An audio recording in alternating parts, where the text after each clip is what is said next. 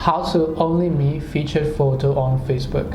Hi everyone, welcome back to our channel. In this video I'll guide you on how you can only me featured photo on Facebook, so make sure to watch the video till the end.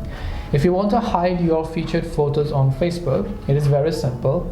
If you go ahead and then open the Facebook app, you come to your profile page, you don't want your featured section to be seen by other people, and then you want to make it private.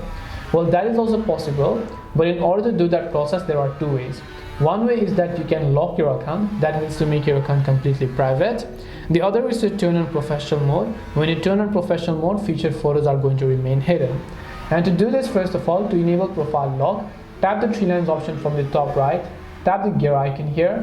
When you come to settings page here, under audience and visibility, you'll find profile locking. Just make sure to tap on profile locking.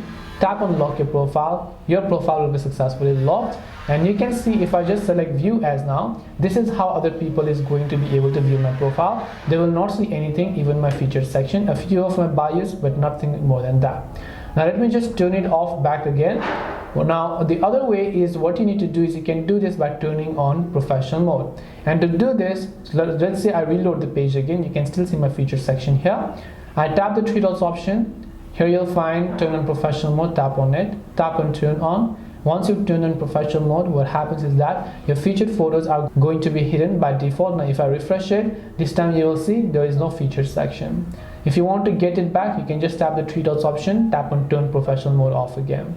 This way you can only me featured photos on Facebook. Hope this video was very helpful. If you have any questions, then feel free to leave them down. Thank you very much for watching till the end of this tutorial, and see you soon in the next video.